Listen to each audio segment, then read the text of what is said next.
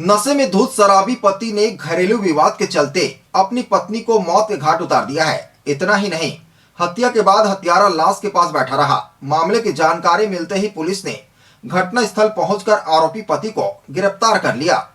नशे में धुत शराबी पति ने घरेलू विवाद के चलते अपनी पत्नी को मौत के घाट उतार दिया है। इतना ही नहीं, हत्या के बाद हत्यारा लाश के पास बैठा रहा। मामले की जानकारी मिलते ही मौके पर पहुंचकर आरोपी पति को पुलिस ने गिरफ्तार कर लिया है। बता दें कि बीती रात्रि कोतवाली थाना क्षेत्र के वार्ड नंबर 11 दलदली रोड नवापरा में नशे में चूर शराबी पति ने घरेलू विवाद में अपनी पत्नी पद्मा मिरी की गला दबाकर मौत की नींद सुला दिया। हत्या के बाद आरोपी मीन कुमार मिरी लाश के पास ही बैठा रहा। मामले की सूचना मिलते ही कोतवाली पुलिस ने हत्यारे पति को गिरफ्तार कर मामले की जांच में जुट गई है। जानकारी के अनुसार शराब के नशे में चूर पति ने पत्नी के साथ मारपीट किया, जिससे पत्नी की मौत हो गई। डायल 112 के द्वारा थाने में घटना की सूचना दी गई कि दलदली रोड में हत्या हो गया है। सूचना पे तत्काल कोतवाली पुलिस घटना स्थल पर पहुंची। मृतिका अपने घर के फर्श पर चित अवस्था में पड़ी हुई थी। घर वालों से पूछताछ पर बताया गया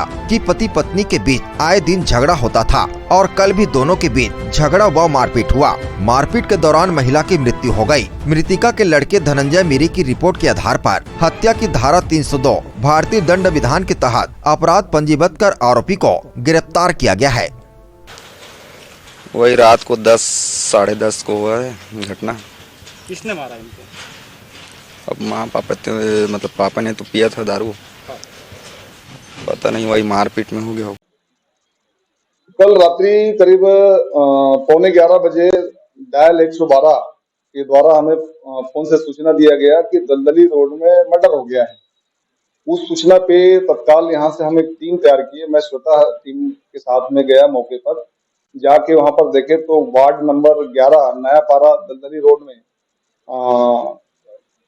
मृतिका एक महिला वहां पर कमरे में, अपने घर के कमरे में चित अवस्था में मरी हुई पड़ी हुई थी और उनके परिवार वहां पर मौजूद थे। उनसे बातचीत किया गया और उसकी मौत कैसे हुई उस संबंध में पूछताछ किया गया। तो उनके बेटे धनंजय मिरी द्वारा यह बताया गया कि उनके पिताजी और माँ दोनों अलग कमरे में रहते थे और उन लोगों का अक्सर लड़ाई झगड़ा हुआ करता था और उस घटना समय भी उन दोनों के बीच में लड़ाई झगड़ा वाद विवाद हुआ था।